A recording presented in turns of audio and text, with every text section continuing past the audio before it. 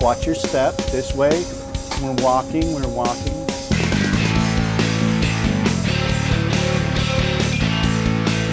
All right, good morning. I am Fire Controlman First Class Petty Officer Bright, stationed on board USS Jackson. I've been on board since February of this year. I've been in the Littoral Combat Ship Program since December of 2012. This is my third ship in the class. We're going to start the tour here. As you can see, the space we're in is very, very massive. It's the mission bay. Roughly 40% of this ship's entire volume is empty space when the ship is built. And that's so we can reconfigure it for different missions. Currently, we have none of those mission package modules on board because after this trip to Portland, we're expecting to go into the shipyards for an overhaul, which is normal practice. After the ship gets built, commissioned, we finish final contractor trials, and this is a chance for the builder to rectify any issues that may become known at that time. Like I said, we can load in different waterborne or other modules needed for the different missions. The stern door here opens up, which we have it currently open, and a 11-meter rigid inflatable hull boat, or a multi-mission vehicle, which is a semi-submersible, or even a remote-controlled surface vessel could be launched out of here by use of our twin boom extendable crane, which you can see above us right now. The twin boom crane would lift up anything, traverse it out of the ship, and lower it down to the water line. Other things we could take in here would be 5 to 7 ton trucks if they need to be transported. We could be used as a ferry.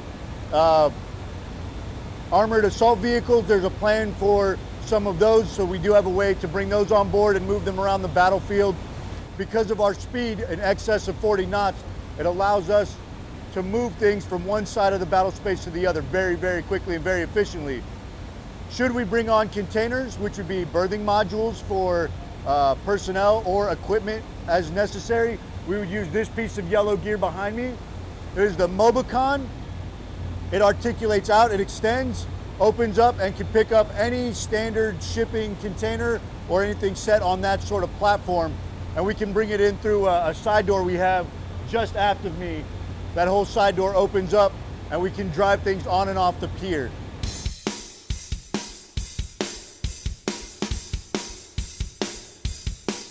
All right, so as previously discussed, one of the things that we can bring on board is berthing modules to support a larger number of crew.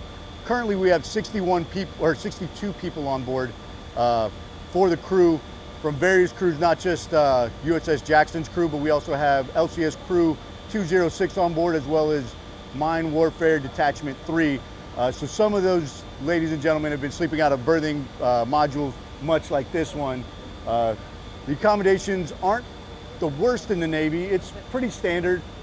They unfortunately have to share heads, so bathrooms and showers with the rest of the crew. We don't have a berthing module for that just yet. Hopefully it's in the works.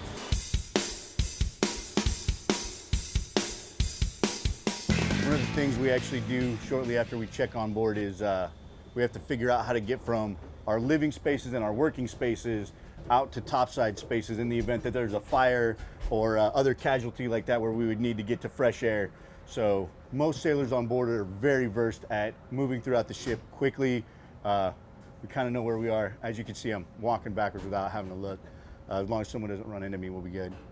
So we went down to the berthing module first. As you can see, as we go around the ship, there's damage control gear pretty much everywhere. So if there's a fire that breaks out, or if we have to do shoring, like a bulkhead gives way due to damage, or some sort of casualty, there's gear all over the ship to fight that sort of casualties that may arise, and that's standard of any U.S. warship.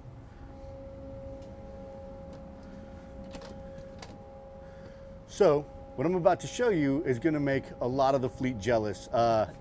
Most enlisted sailors are in berthings that are roughly on the small side, if they're lucky, 60 to 80 personnel per berthing. This happens to be my berthing, and there are 4 of us in this stateroom style berthing.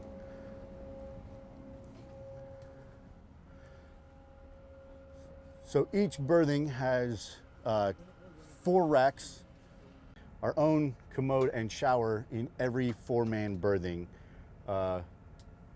Most warships in the fleet would have to share 3 or 4 showers to an 80-person berthing. 6 personnel to 1 shower, 1 commode. You can't really ask for better than that in the entire Navy. Most people, like I said, it's 3 commodes, 3 or 4 commodes to about a 60-person berthing, and then 3 showers if you're lucky. We've got items that were on loan from the city of Jackson, Mississippi, like the street sign of Ferris Street, which was a flourishing business area for African Americans and is part of the National Historic District. You'll see stuff like that on most U.S. warships.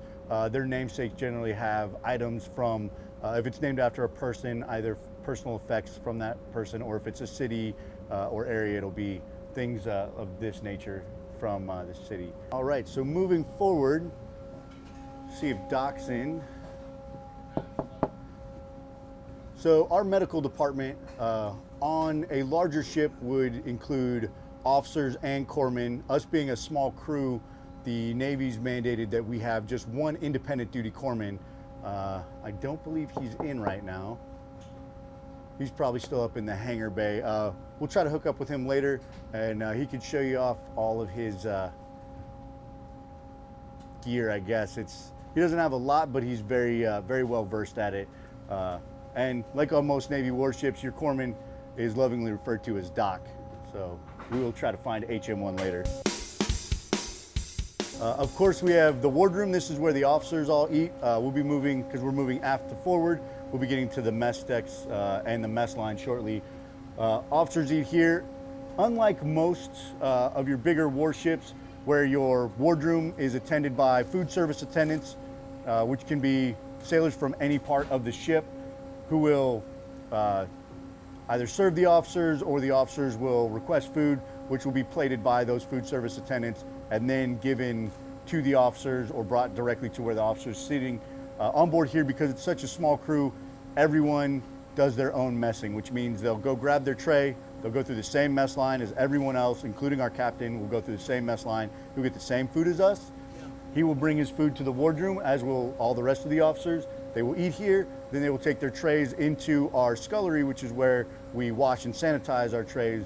And that's everyone from our youngest seaman all the way to our captain. So this is where the officers would eat. Enlisted E6 and below would be the crew's mess.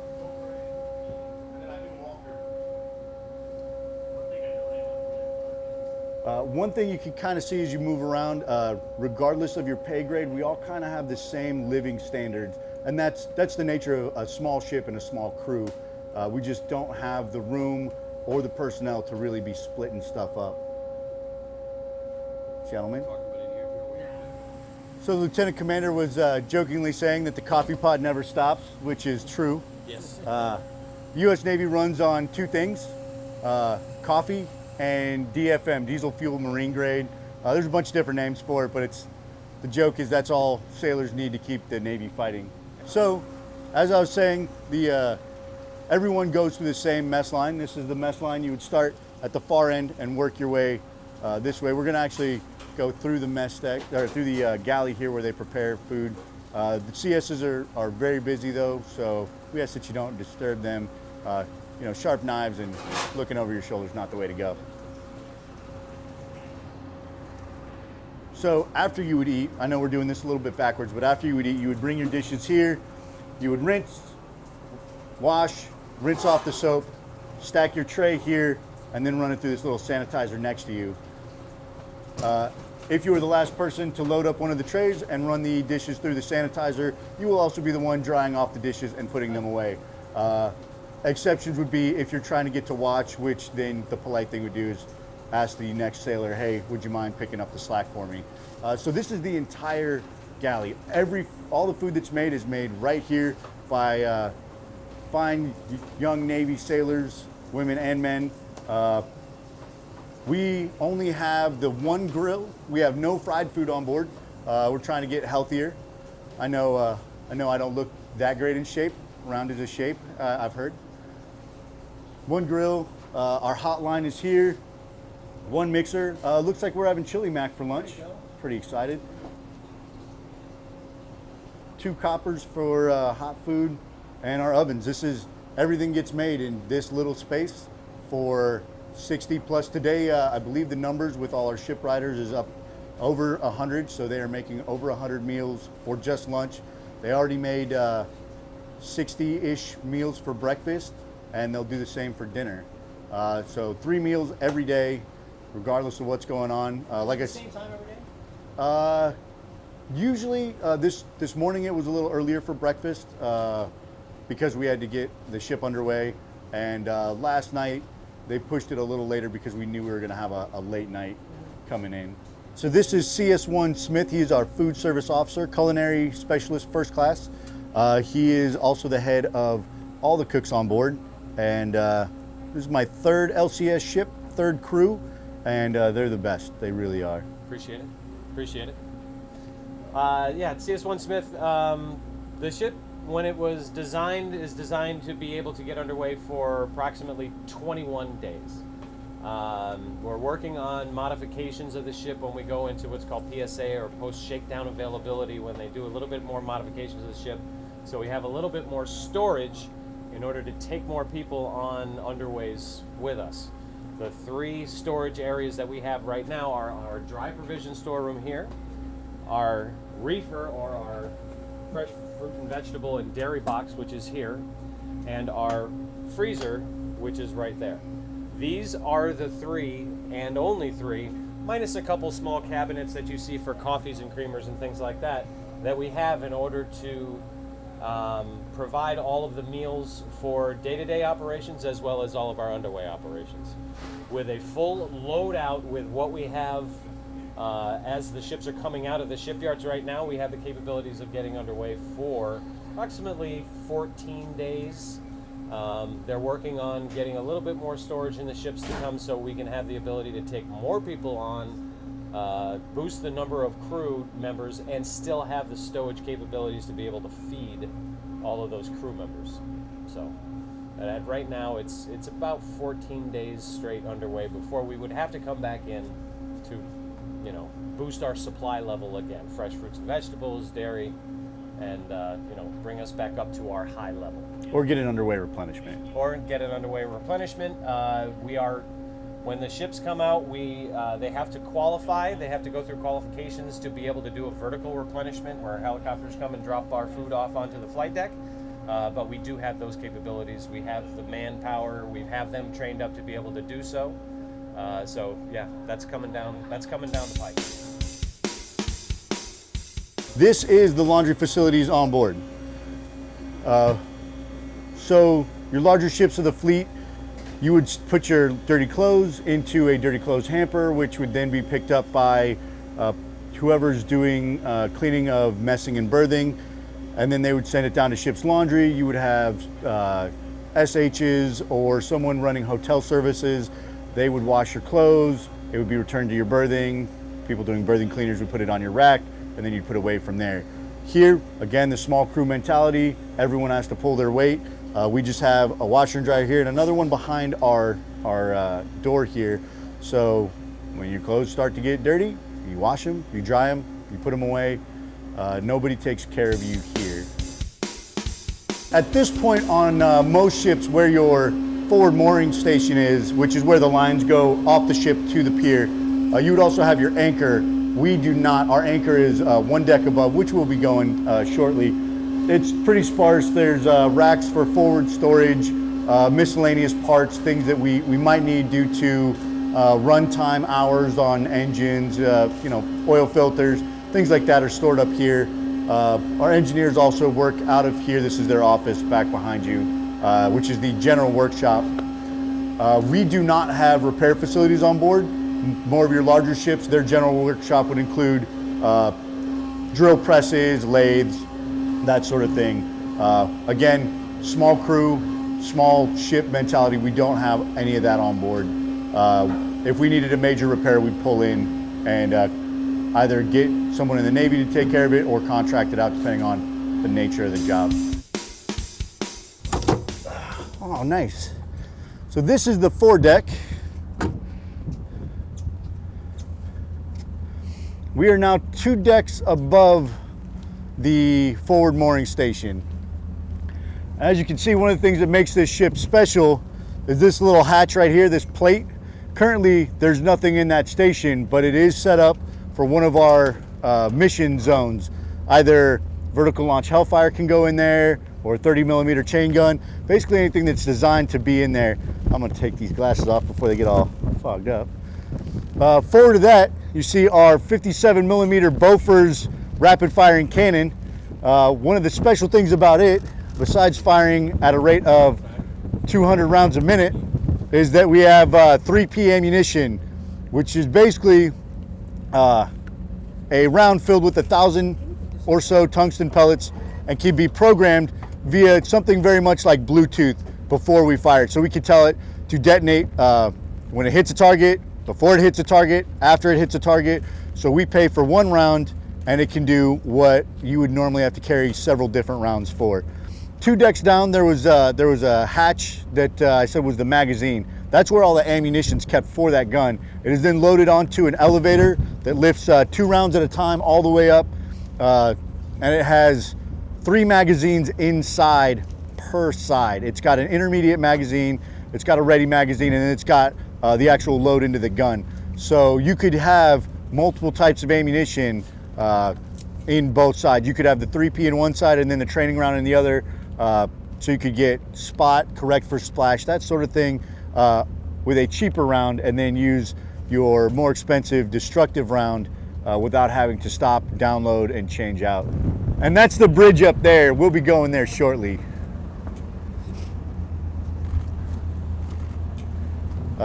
As you can see, we fly Jackson, Mississippi's flag quite often when we're underway, especially doing transits like this. And then the flags all the way to our right, which would be port side, that is the Navy identifier for Jackson, Mississippi, is those 4 flags up there. So up here is also where we would have, if there was a force protection issue and we need to man up all of our crew-served weapons, we would put a M240 machine gun up here, which is chambered in 7.62mm. It was the replacement for the M60, so we put one here, one on the other side. If you look aft, you can actually see the barrels of one of our 50 caliber machine guns are currently manned up because we are doing a river transit. And while we don't expect an attack, we are always prepared to defend the ship. Passing by right now is our decontamination station. So should we get hit with a chemical, radiological, biological attack, and you happen to be outside, you have to make it back into the ship, there's a process to do that. And normally you would have a team of people helping you scrub down and decontaminate. We don't have the number of bodies, being a small crew, to do that. So we have speaker boxes like this one over here, where we would be able to talk to people on the other side of the bulkhead and instruct them what they need to do. And there's also viewing ports on either side. This station here is fun because it's on the inside, it's nothing but water hoses and jets, nozzles, basically the world's biggest saltwater shower. And you'd come into this room, they would tell you what your next step was, and then they would turn the water on by flipping this. I wish I could do it right now because it'd be so awesome to watch. You'd flip that and it would look like a car wash in there with a person stuck inside. That is how you would decontaminate. And then you would come, once that was done, you'd come through this door, you'd be fully decontaminated, and you would be able to carry out your duties on board the ship. We're gonna go through stage 1 to get back outside. Like I said, you would come in to here first. This would be your first stage. You would take off any of your clothes that was exposed to the chemical, radiological, or biological attack. There would be pans for you to step into that had chemicals in it to clean and treat your feet. And then you would go into the next room, and it's basically just a big U ending in that super fun saltwater shower.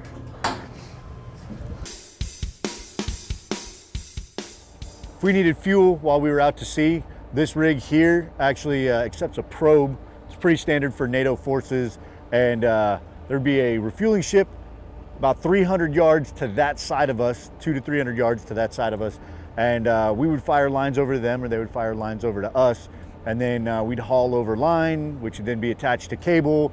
We'd hook the cable up here, which would pull this probe out to them, well, facing them, and then we'd start pulling over massive fuel hoses, which would slam into this probe, and we'd take on fuel that way. So underway replenishment for fuel is here for our main diesel fuel, and then we'd have just a hose that we'd fake out along the deck to the little purple pipe over there. That's where the aircraft fuel goes into.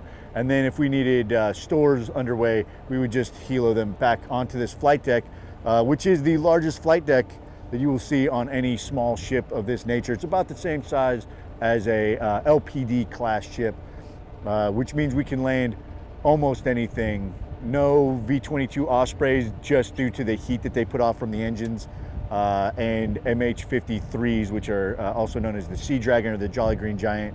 That's more of a weight issue, which they are talking about upgrading the flight deck to take care of that. Anyway, further forward we have one of our 50 caliber gun mounts for ship self-defense, passing one of our many antennas for communications off the ship.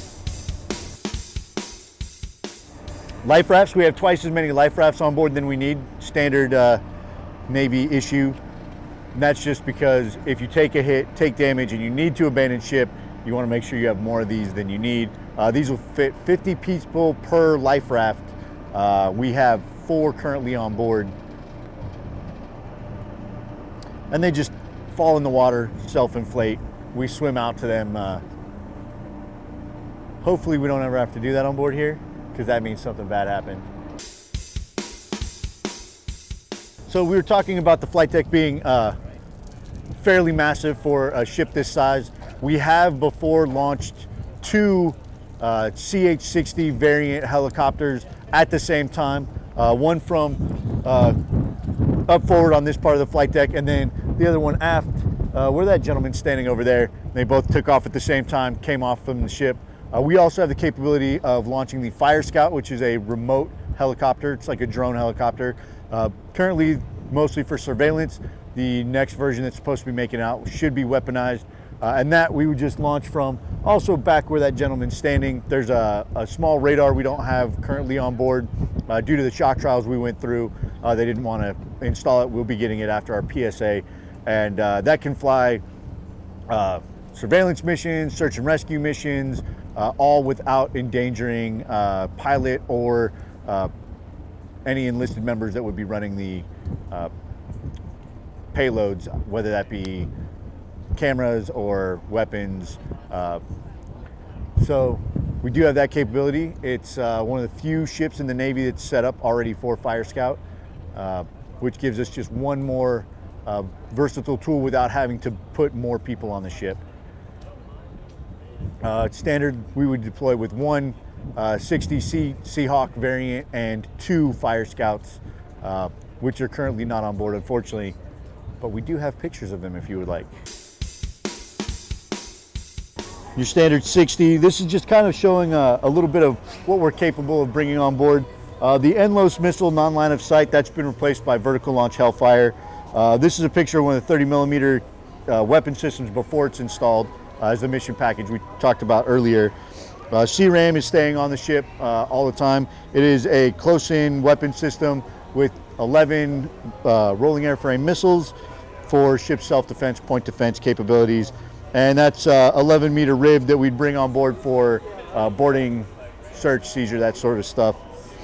And then to get the helicopters, we fold them up to stow them in the helicopter hangar. They'd be brought out with this, this is called the Mantis, hook up to the rear wheel, pull it out, and they'd get it on deck where they wanted to, and then they'd unfold it. I'm not really sure how long that takes. I want to say about 30 minutes. All right, to the bridge. So we have our captain's at-sea cabin. It's really up to him whether he wants to use the at-sea cabin or his import cabin.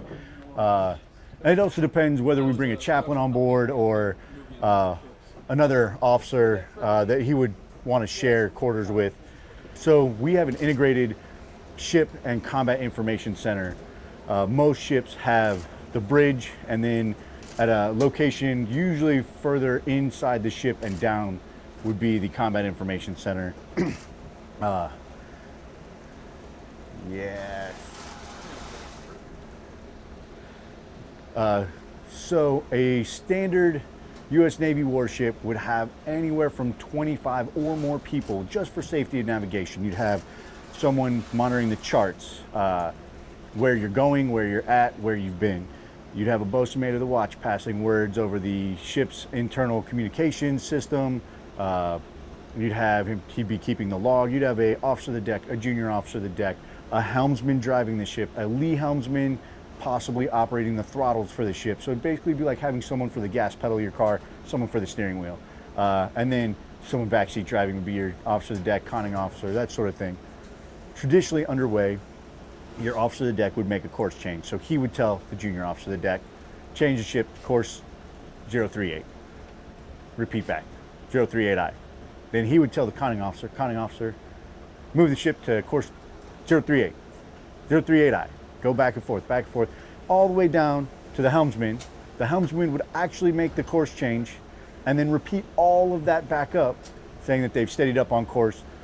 Here, we use a lot of autopilot, which is very good. Currently, our inbound transit down the river is being done by autopilot. So we lay the chart, we have the chart out electronically, we lay the track, the ship will follow the track.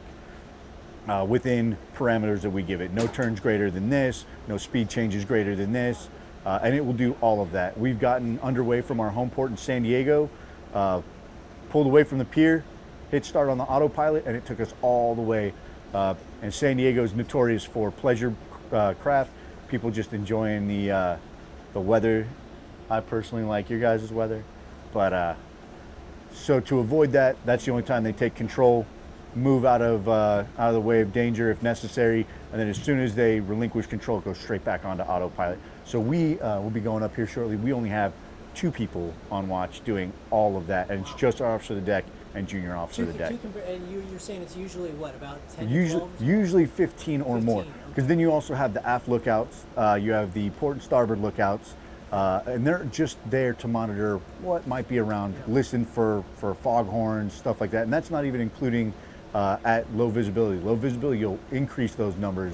We have microphones around the outside of the ship so they can hear 360 degrees around the ship, and we have cameras all over the ship to see astern of us, port, starboard, various angles, including in our engine rooms, mission bay, helo hangar, flight deck, so we don't have to have people in all those places where traditionally you would have. So that allows us to have fewer people on board, which allows us to be more effective with the people we do have.